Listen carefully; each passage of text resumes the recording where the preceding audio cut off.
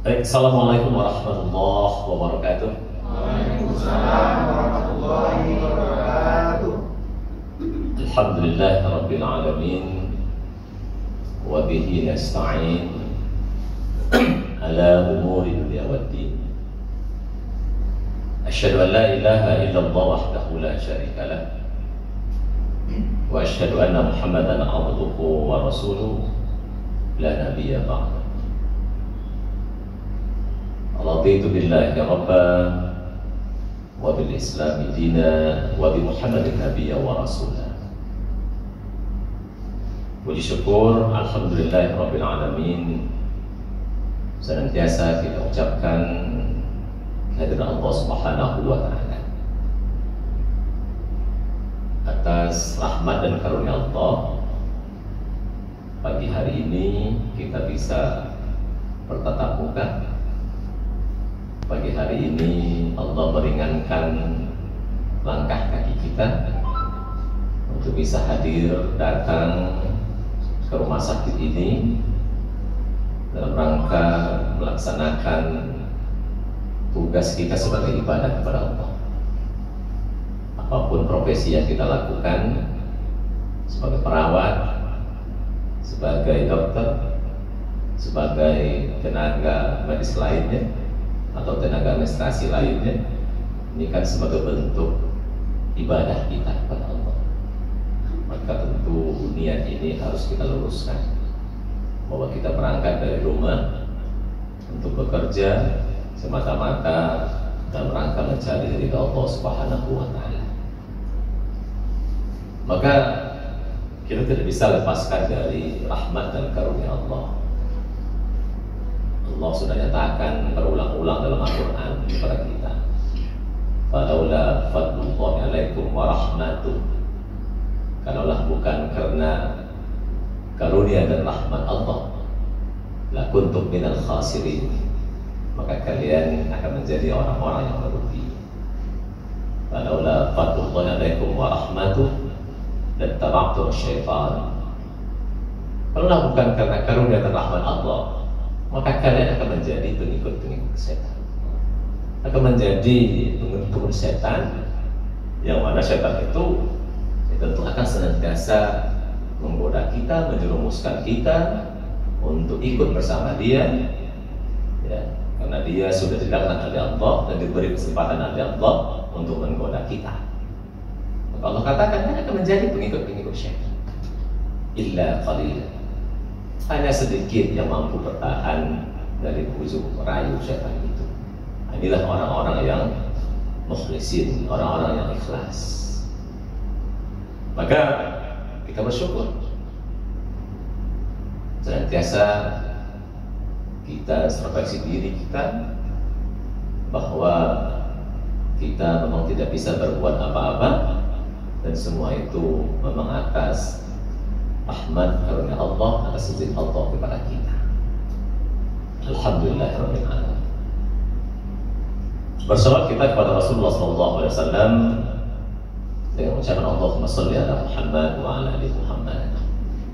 Mudah-mudahan kita semua yang hadir di ruangan ini menjadi pengikut Rasul yang setia, menjadi hamba-hamba Allah, menjadi umat Rasulullah yang dikatakan Rasul sebagai umat yang lebih hebat, lebih baik daripada sahabatnya. Maka ini yang ditanyakan oleh Abu Jum'ah kepada Rasulullah SAW. Ya Rasulullah, ay Rasul, hal ahadun khairun minna, adakah orang yang lebih baik dari kami? Karena para sahabat itu mereka berjuang, ya. Aslamna ma'ak, kami Islam bersama engkau, wa jahadna ma'ak, kami juga berjuang mempertahankan Islam, membela agama ini bersama engkau, bertempur bersama Rasul.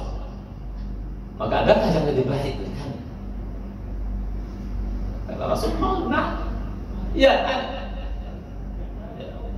siapa itu orang yang datang di belakang kalian? Mereka yu'minu nabi, mereka beriman denganku, walam yarawni, walaupun mereka tidak pernah melihat. Maka kita menjadi orang-orang yang terbaik, orang-orang yang hebat, orang-orang yang lebih luar biasa ya, dalam keislaman kita, karena memang kita tidak melihat Rasul, tidak pernah berjumpa dengan Rasul, tetapi kita betul-betul mampu mengikuti, menjalankan sunnah-sunnahnya dalam hidup dan kehidupan kita. Mudah-mudahan kita diistiqomahkan oleh Allah dalam menjalankan dan implementasikan sunnah-sunnah Rasul itu dalam hidup dan kehidupan kita, dalam kehidupan pribadi, hidup berkeluarga, hidup bermasyarakat, hidup berorganisasi, hidup dalam menjalankan profesi-profesi kita. Ya, itu tentu kita jalankan sunnah-sunnah Rasulullah SAW. Bapak Ibu sekalian, hari ini saya diberi kesempatan untuk ya sekedar memberikan tausiah atau apapun namanya. Nah, sebenarnya kemarin itu yang dimintakan Pak Sekum ya, Pak Sekum. Saya dari Majelis Ulama Indonesia, Provinsi Riau. Pak Sekum kebetulan dia lagi isoman. Beliau kena COVID ya, udah berapa mungkin lebih seminggu nih ya. Dan saya diminta oleh Pak Sekum untuk mewakilkan. Tentu kan yang mewakili itu nggak sehebat yang diwakili kan gitu ya. Sama. Tentu nggak sehebat dengan buya-buya yang biasa ngisi di sini kan. Pokoknya Buya Saidul yang sudah biasa yang langganan di sini itu nggak bisa saya menyamai Ustaz Saidul, rektor saya. Ini saya dosen Universitas Muhammadiyah Riau, ya kan. Kemudian Pak Abu Nawas membawa saya ke MUI selaku wakil beliau ya, sekretaris, dan sehari-hari memang menggawangi kantor MUI itu. Ya, karena memang di UMRI saya nggak punya jabatan, hanya ngajar saja. Jadi diminta oleh Pak Prodias dan Pak Abu ya sama-sama di kantor MUI. Tadi malam baru kami dari Sungai Apit, baru pulang jam 1:30 dini hari tadi. Sungai Apit, acara MUI juga. Baik Bapak Ibu sekalian, jadi minta pada pagi hari ini berkaitan dengan hikmah Isra dan Mi'raj. Karena kita sudah melampaui atau melalui bulan Rajab. Hari ini tanggal 1 Sya'ban. Ya Ustaz ya? Tanggal 2? Ya. Kan hari Senin 27 Rajab kan? Ya. Enggak salah hari ini 1. Baik, di bulan Rajab itu memang kita senantiasa untuk atau di akhir bulan Rajab banyak di musholla, di masjid, di mana-mana. Mungkin ibu-ibu, bapak-bapak sudah berulang kali ya mendengarkan uraian berkaitan dengan Isra dan Mi'raj itu. Ya, luar biasa. Maka ya mungkin hanya sedikit kita coba uraikan pada pagi hari ini. Ini sampai jam berapa Ustaz?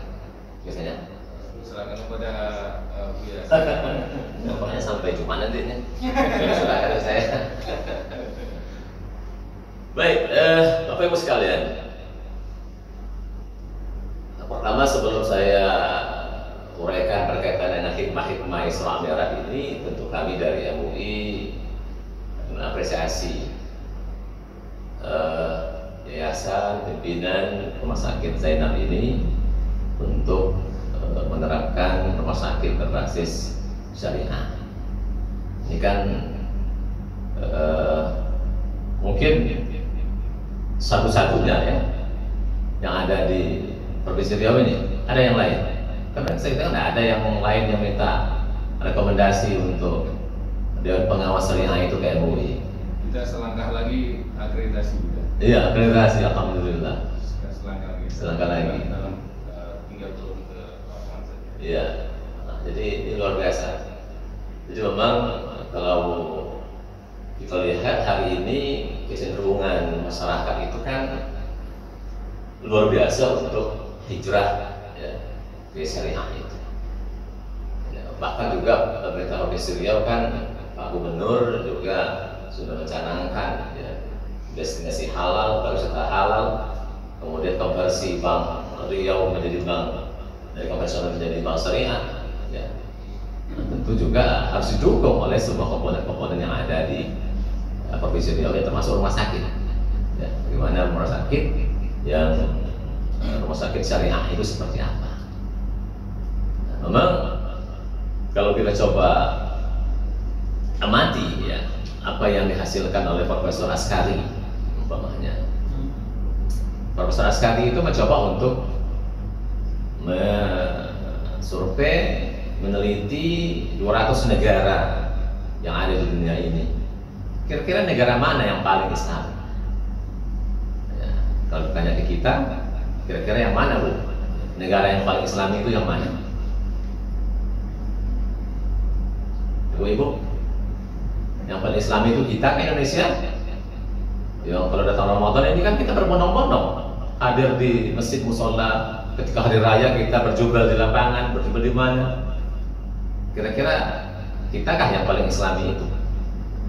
Atau Mekah, Saudi Arabia? Kira-kira yang mana? Brunei. Brunei. Ya, ada kata Brunei. Apalagi ya. Jadi memang kita punya ajaran yang luar biasa sempurna, ajaran Islam yang mengatur segala hal dalam kehidupan kita, bukan hanya hal-hal yang penting, bukan hanya hal-hal yang besar, tetapi hal-hal yang terkecil pun diatur. Sampai mau masuk WC pun kita diatur ya. Sampai mau pakai baju pun diatur, diberi tuntunan, apalagi yang besar-besar, apalagi ketika menghadapi orang sakit ya kan? Intinya bahwa jangan sampai kita mati wala tamutunna illa wa antum muslimun. Jangan sampai kita meninggalkan dunia ini kita tidak dalam keadaan Islam. Kan itu yang diperingatkan oleh Allah. Ya ayyuhallazina amanu taqullaha haqqa tuqatih wa la tamutunna illa wa antum muslimun. Nah, maka begitu juga. Ya, apapun yang kita lakukan mesti kita dalam bingkai Islam. Maka dicoba diteliti oleh Profesor Askari. Kira-kira mana yang paling Islami itu? Atau malahan seperti yang ditemukan oleh Abdu umpamanya kan. Kata Abdu, saya tidak menemukan Islam di Mesir, tetapi Muslimnya banyak. Tetapi ketika saya sampai di Paris, Prancis, saya menemukan Islam walaupun tidak ketemu dengan Muslim. Nah, ini kan luar biasa juga.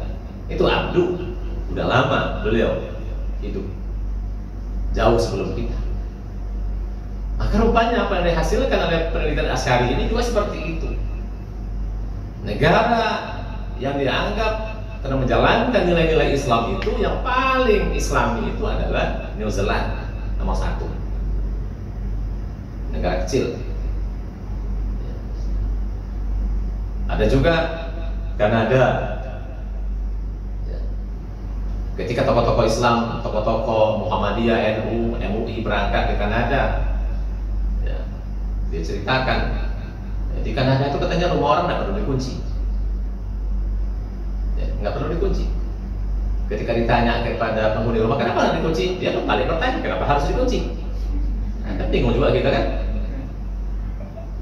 Kalau kita kuncinya nggak cukup 1, bisa-bisa udah dikasih kunci seperti itu, dikasih pula grendel, dikasih pula macam-macam, dikasih pula kayu palang lagi kan.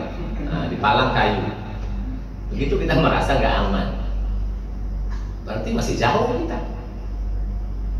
Tapi kalau dilihat dari sisi ritual, mungkin kita nih yang paling Islami ya, dari ritualnya. Tapi dari mana? Dari sisi penerapan nilai-nilai Islam itu, rupanya kita masih jauh ya. dari 200 negara yang paling Islami itu Indonesia ini masuk dalam peringkat kalau nggak salah 120.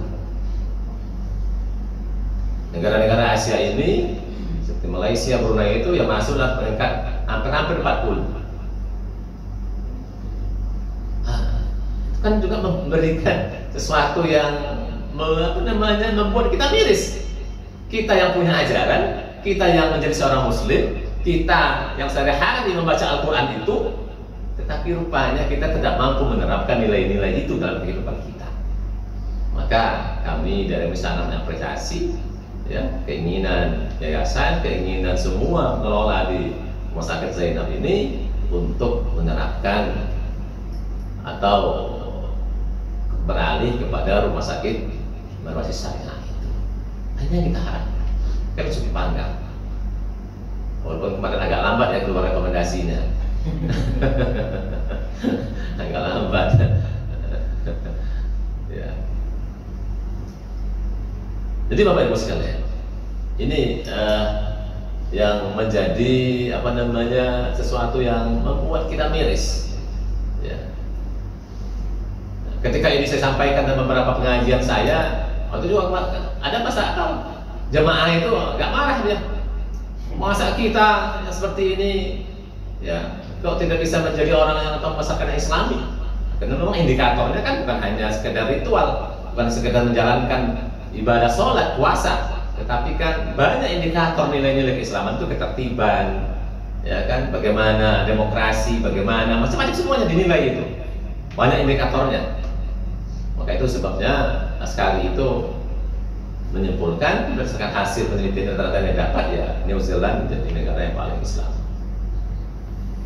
Baik, kita beralih ke topik kita hikmah Isra dan Mi'raj. Ya, peristiwa Isra dan Mi'raj ini salah satu ayat yang mengabadikan adalah surah Al-Isra ayat 1. Auzubillahi minasyaitonirrajim. Bismillahirrahmanirrahim. Subhanalladzi asra bi 'abdihi lailan minal masjidil haram ila masjidil aqsa alladzi barakna hawlahu linuriyahu min ayatihi innahu was-sami'ul basir. Allah memulai ayat ini dengan ungkapan subhana. Nah, kalau kita coba pahami atau pelajari berbagai macam pemahaman yang diberikan oleh para mufassir, bahkan ketika lafaz subhana itu diungkapkan, berarti Allah akan menceritakan setelah itu adalah peristiwa yang luar biasa dahsyat, peristiwa yang menakjubkan, peristiwa yang mencengangkan, yang membuat kita terperangah. Kok bisa? Dan begitu. Jadi, maka ketika kita baca sesuatu yang menakjubkan, maka kita baca subhanallah. Ya. Dan begitu. Maka begitu juga peristiwa Isra Mi'raj ini. Maka peristiwa Isra Mi'raj itu tidak bisa didekati dengan akal, tidak bisa didekati dengan logika. Karena menurut akal, logika kita tidak mungkin itu terjadi. Ya, nggak mungkin. Tetapi pendekatannya pendekatan keimanan kita, pendekatan spiritual. Bahwa ini bukan kehendak manusia, tetapi adalah ini kehendak yang maha berkuasa. Maka kalau kita coba lihat, amati, baca sirah-sirah nabawiyah, apa sebenarnya melatar belakangi terjadinya peristiwa Isra itu? Dan memang banyak mengatakan bahwa Rasul menjemput perintah sholat. Ya betul, ketika Isra itu Rasul diberikan perintah sholat. Tapi yang kita lihat lagi bahwa sebelum terjadinya Isra dan Mi'raj itu kan kita kenal dengan tahun duka cita. Bahwa paman Rasul yang senantiasa membela dia, ya, yang selalu berada di front terdepan ketika Rasul akan dirongrong oleh kaum kafir Quraisy, oleh Abu Jahal dan sebagainya, itu Abu Thalib menjadi yang terdepan, ya, terus membela. Khadijah, istri yang tercinta, juga seperti itu, ya. Jiwa, raga, hartanya diserahkan untuk bagaimana Islam ini, dakwah Muhammad itu bisa berkembang. Juga diambil dari Allah. Pamannya meninggal, istrinya meninggal, dia diembargo oleh kaum kafir Quraisy. kemudian dia pergi melanjutkan mencoba untuk mengarahkan front syiarnya ke Taif orang Taif juga tidak mau terima, bahkan dilempari. Ini kan yang disebut dengan tahun kebajikan. Maka Isra dan Mi'raj itu ya, yang paling mendasar tujuannya adalah untuk memberikan motivasi kepada Rasulullah SAW bahwa hai Muhammad, kamu tidak sendiri. Hai Muhammad, kamu itu utusan Allah, utusanku, kata Allah. Maka dilakukan peristiwa Isra dan Mi'raj itu. Allah ingin menunjukkan ini kekuasaannya. Allah ingin memotivasi Rasul. Jangan bersedih.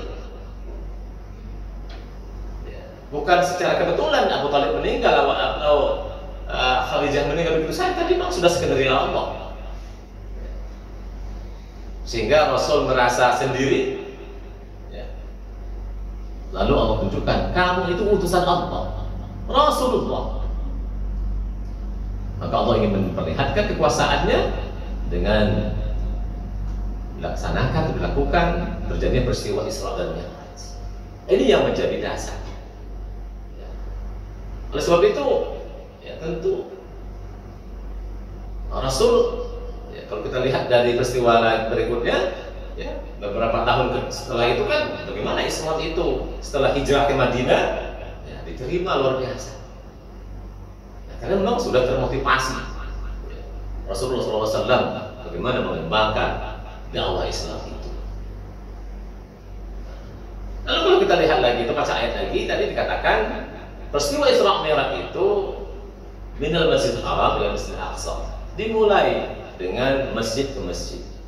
Atau sebelum itu Rasul dibersihkan, ya, dioperasi oleh malaikat, dadanya dibersihkan, ya, isi dadanya dengan air Zam-Zam, ya, ada Jibril datang, ada Mikail datang, ada Israfil datang, ya kan, membawa Muhammad. Maka begitu juga kita ketika akan hijrah, akan melakukan berbagai macam aktivitas kehidupan ini, maka kita pun diminta untuk melakukan tazkiyatun nafs. Bagaimana kita mensucikan jiwa kita agar kita fokus, agar kita betul-betul mampu untuk menjalankan Islam ini dengan baik, kemudian terhindar dari godaan syaitan itu tadi, di mana syaitan itu adalah adu mubin. Inna syaitan adu fattakhidhu aduwwa. Syaitan itu adalah musuh bagi kamu, maka ambillah dia sebagai musuh, atau jadikan dia musuh. Maka untuk itu perlu tazkiyatun nafs. Bagaimana cara kita melakukan tazkiyatun nafs itu? Kalau kita ambil teori para sufi, hal yang pertama dilakukan ketika melakukan tazkiyatun nafs itu adalah ijtinabul manhiyah, tinggalkan segala yang dilarang. Apapun yang dilarang oleh Allah dan Rasul itu tinggalkan. Itu dalam rangka kita melakukan tazkiyatun nafs, membersihkan jiwa kita. Udah mampu meninggalkan yang dilarang, ada hal wajibat, lakukan yang wajib. Sholat wajib, puasa bulan Ramadan, zakat yang wajib, dan tidak zakat fitrah kan gitu. Udah mampu seperti itu, ya, baru kita rutinkan, ya, lakukan riyadhah, latihan-latihan spiritual, terus istiqomah di situ. Maka itu akan menjadikan hati kita bening, hati kita suci, dan kita akan fokus dalam hidup ini hanya dalam rangka mencari ridho Allah. Maka Rasul sebelum peristiwa Isra itu juga dibersihkan hati, dibersihkan dadanya, dibelah, baru mulai minal Masjidil Haram ila Masjidil Aqsa. Nah ini kan masjid ke masjid, masjid yang terdekat dan masjid yang terjauh, Aqsa. Hikmahnya bagi kita apa? Bahwa kita dimanapun dalam hidup ini harus senantiasa terikat dengan masjid. Kemanapun kita, yang kita cari adalah masjid. Apalagi kita yang laki-laki ini, ya, apalagi kita yang laki-laki. Memang sholat yang paling baik bagi kita ini laki-laki adalah di rumah, illa maktubah, kecuali sholat yang maktubah. Sholat sunnah itu di rumah, tapi sholat wajib mesti di masjid. Maka harus kita masjid. Masjid di sekitar rumah kita, atau kita ketika berjalan kita melakukan perjalanan, safar dan sebagainya, ya harus cari masjid. Sholat berjamaah. Maka kalau kita lihat hadis Rasulullah SAW tentang bagaimana imbalan atau balasan yang akan didapat oleh orang-orang yang senantiasa mampu sholat berjamaah. Pokoknya kita baca hadis dari Anas bin Malik ini kan, man shalla lillahi arba'ina yawman fi jamaah. Barang siapa yang sholat karena Allah ya, selama 40 hari, dalam lafaz yang lain itu adalah 40 hari 40 malam fi jamaah, dengan berjamaah. Lalu bukan hanya sekedar berjamaah, tetapi dia mendapatkan takbiratul ula, berjumpa dengan imam sebelum imam, ya kita hadir di situ dan kita menyaksikan imam mengangkat takbir pertama. Maka kata Rasul, orang seperti ini akan terbebas dari dua hal, barakun minan nar, barakun minan nifaq. Kita akan terbebas dari api neraka dan terbebas dari sifat-sifat kemunafikan. Ini kan luar biasa. Bagaimana kita mampu rutin menjaga sholat berjamaah 40 hari 40 malam, berarti kan 5 kali 40. 5 kali 40 berarti ada 200 kali sholat fardu. Nah, maka menurut para ulama ini tidak bisa terputus. Umpamanya udah 10 kali, lalu besok terlambat lagi, ulang lagi. Ya, nggak bisa masbuk kita. Maka orang-orang seperti ini adalah orang-orang ketika azan berkumandang, dia bergegas untuk menuju masjid. Nggak bisa berleha-leha, tunggu iqamah dulu. Nggak bisa itu. Ya. Nah, kebanyakan kita kan seperti itu. Nah, karena azan masih lama, atau kan masih ada waktu lagi 10 menit itu setelah azan, tunggulah sedikit lagi. Nanti iqamah ya, bentar lagi lah. Tunggulah sampai imam. Nah, maka kita nggak dapat. Ini kan jalan yang luar biasa. Di samping sholat berjamaah itu kan 27 kali ya kebaikannya daripada sholat sendiri. Nah ini tentu kita lakukan di masjid. Maka kenapa masjid yang menjadi patokan Rasul Isra dan Mi'raj? Karena masjid itu memberikan energi positif. Karena ketika kita berada di masjid, kita berbeda ketika berada di ruangan ini. Ketika kita masuk masjid, maka kita pun akan terbiasa, akan merasa bahwa kita masih harus menjaga diri di situ. Tetapi kadang-kadang kita ini, banyak juga masyarakat kita yang menganggap sama masjid dengan tempat-tempat yang lain. Nah, ini kan sesuatu pemahaman yang keliru. Ya. Apalagi umpamanya hari ini hari Jumat, itu kan banyak juga nih para laki-laki ini ya terbiasa ketika khatib Jumat pun dia sibuk juga dengan memainkan smartphone-nya. Itu kan nggak bernilai jadinya Jumat kita. Karena khatib sudah naik mimbar, kita pun ya sibuk aja dengan bermain game atau ngapain di situ, atau sibuk dengan diri status. Nah, padahal Rasul sudah ingatkan, ya kan, jangan kamu bermain, menegur orang yang berbicara ketika khatib sudah naik mimbar itu nggak boleh lagi. Ya kan? Nah ini masyarakat kita banyak seperti itu, menganggap datang ke Jumat itu hanya sekedar melaksanakan sholat Jumat, dan khutbah itu khatib itu tidak dianggap sebagai sebuah rukun dari Jumat. Padahal mulainya adalah ketika khatib naik mimbar. Nah ini yang perlu kita jaga. Jadi tentu kita juga akan termotivasi untuk senantiasa hadir datang ke masjid, ke rumah Allah itu, karena di sana ada energi positif buat kita, ya kan? Maka kita akan selalu ya terdorong untuk hadir lebih awal di rumah-rumah Allah itu untuk melaksanakan sholat berjamaah. Kemudian muslimin yang berbahagia, peristiwa Isra Mi'rajnya Rasulullah SAW melintasi batas ya, langit 1, 2, 3, 4, 5, 6, 7, lalu sampai ke Sidratul Muntaha. Di mana Sidratul Muntaha itu? Oleh para ahli itu nggak tahu, Allah a'lam, Allah yang maha tahu. Ya. Tetapi rupanya ketika dicoba dipelajari oleh para fisikawan, seperti apa alam semesta ini, rupanya bumi ini hanya debu yang terkecil di alam semesta ini. Bumi ini hanya sebagaikan debu, karena banyak galaksi-galaksi yang lain ya, yang luasnya luar biasa dibandingkan dengan planet bumi. Maka kalau bumi ini hanya debu yang terkecil dalam semesta ini, lalu kita apanya debu?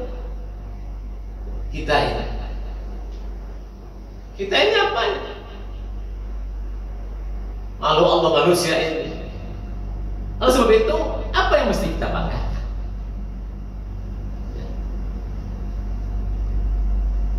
Apa yang mesti kita banggakan? Jarak bumi dengan matahari itu kan lebih kurang 150 juta kilometer ya, perjalanan cahaya. Maka kalau matahari terbit tadi lalu sampai cahayanya ke kita, itu butuh waktu 8 menit. Maka cahaya matahari yang kita lihat itu tidak cahaya matahari pada saat itu, tetapi adalah cahaya matahari 8 menit sebelumnya. Dan banyak lagi ya, planet-planet yang lain, galaksi yang lain yang ada, yang galaksi lalu mengumpul, lalu menjadi supercluster yang luar biasa jaraknya. Ada jaraknya 10.000 kilometer ya, 10.000 tahun perjalanan cahaya, ada 100 tahun perjalanan cahaya, ada 1.000 tahun perjalanan cahaya, ada 1 juta tahun perjalanan cahaya. Bahkan yang paling terjauh itu ditemukan oleh fisikawan Jepang itu 10 miliar tahun perjalanan cahaya. Maka Allah katakan, kami ciptakan langit itu seluas-luasnya.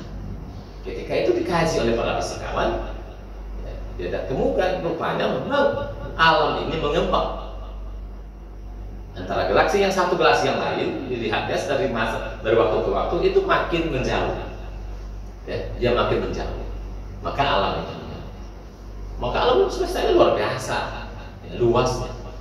Cuma yang kita tahu ya ini aja di sini, di debu yang kecil ini. Maka Allah Subhanahu wa taala ingatkan kita ya, ingatkan kita, ya ibadi, ya hambaku. Dalam hadis kursi Allah katakan, aku sudah mengharamkan bagiku kezaliman. Maka kata Allah, aku haramkan juga kezaliman itu bagi kalian. Apalagi pada bulan Rajab kan, bulan yang haram ya, bulan mulia, kita dilarang untuk berbuat kezaliman. Nah, maka Allah mengharamkan bagi diri yang berbuat zalim, maka perbuatan zalim itu juga diharamkan kepada kita. Kenapa? Allah katakan, ya ibadi, hai hambaku, kalian itu sejatinya adalah sesat, kecuali orang yang aku beri petunjuk. Itu yang tadi ya, ada karunia dan rahmat Allah, ada hidayah dari Allah. Maka oleh sebab itu mintalah kepadaku, jangan minta ke yang lain. Ya ibadi, kalian itu berada dalam kelaparan, kecuali orang yang diberi makan, kata Allah. Maka mintalah makan kepada aku. Ya ibadi, hai hambaku, kalian itu tidak punya pakaian, dan dikatakan kalian itu telanjang, kecuali orang yang aku beri pakaian. Maka mintalah pakaian kepada aku. Dan terus panjang sekali hadisnya. Dan bahkan Allah juga katakan, kalian itu tidak bisa berbuat kemudaratan bagi pada diriku, tetapi kalian berasa bisa melakukannya. Kalian itu tidak bisa memberikan manfaat kepadaku, tetapi kalian merasa tidak mampu untuk melakukannya, kata Allah. Artinya apa kaum muslimin yang berbahagia, Bapak Ibu sekalian? Bahwa Allah melarang kita untuk berbuat zalim itu, yang mana pada hakikatnya kita ini semua ini yang namanya manusia itu nggak punya apa-apa. Pakaian yang kita pakai hari ini, fasilitas kendaraan yang kita miliki hari ini, rumah mewah atau rumah apapun yang kita miliki, jabatan yang kita duduki hari ini, itu nggak ada apa-apanya. Itu bukan milik kita. Bukan kamu yang punya, kata Allah. Aku yang memberikan, aku yang pemiliknya. Maka ngapain kita banggakan itu? Ngapain kita banggakan jabatan kita? Ngapain kita banggakan harta kekayaan kita? Karena itu bukan milik kita. Kita hanya diberi hak pakai oleh Allah. Ketika Allah mau mengambil, Dia akan terambil.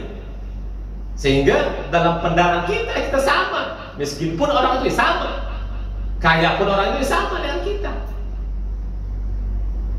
Karena sejatinya yang mulia itu kan jelas. Inna akramakum indallahi atqakum.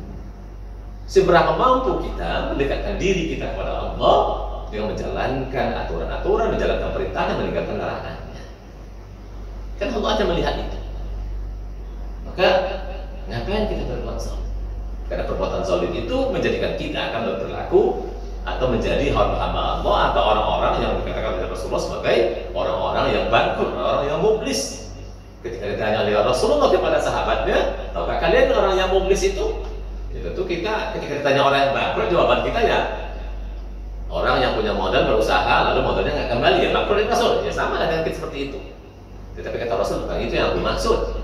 Tapi orang yang mublis itu nanti orang yang datang di mahkamah Allah membawa pahala sholat, membawa pahala puasanya, membawa semua pahala ibadah-ibadah makdonya itu.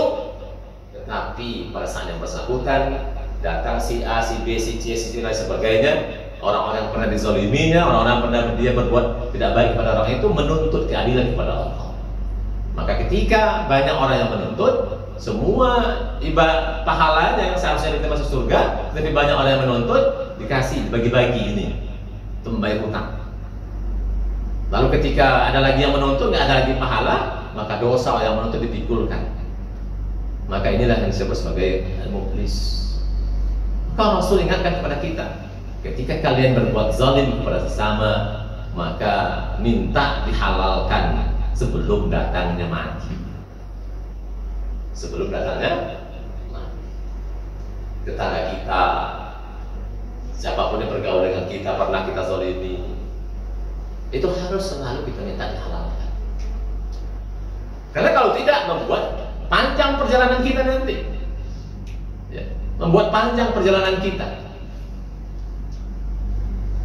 Maka begitu juga, ya, ketika umpamanya ada orang tua kita yang meninggal, itu ketika meninggal orang tua kita itu pasti harus anaknya mengambil alih hutang, bebaskan orang tua kita dan hutangnya menjadi tanggung jawab kita.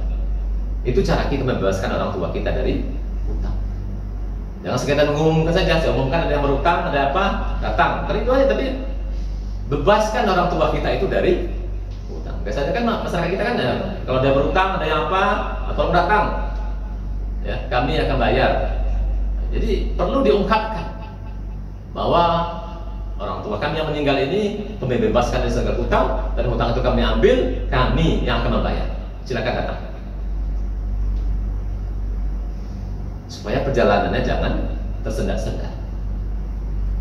Nah ini, maka Bapak Ibu sekalian, oleh sebab itu, ya, peristiwa Isra dan Mi'raj ini yang memang memberikan gambaran kepada kita bahwa kita tidak ada apa-apanya di bumi ini. Ya. Maka Rasul kan ingatkan kita, ya, kun fid dunya, ya, jadilah anda di dunia itu bagaikan orang asing, gharib. Ya. Jadilah di dunia ini sebagai orang asing. Maka kalau saya sebagai orang asing ke sini, karena bukan orang yang biasa ke sini, pernah beberapa kali ke sini jenguk kawan-kawan yang sakit, ya kan? Tentu saya kan tidak bisa seenak saya datang nih. Nah itu saya baca sana, saya atur Quran, saya security kan, atau saya katakan oh, saya ini begini. Nah bisa itu, saya sebagai orang asing mesti harus ya pandai-pandai bersikap ya, agar kita disegani, dihormati, dihargai, agar kita disayangi orang.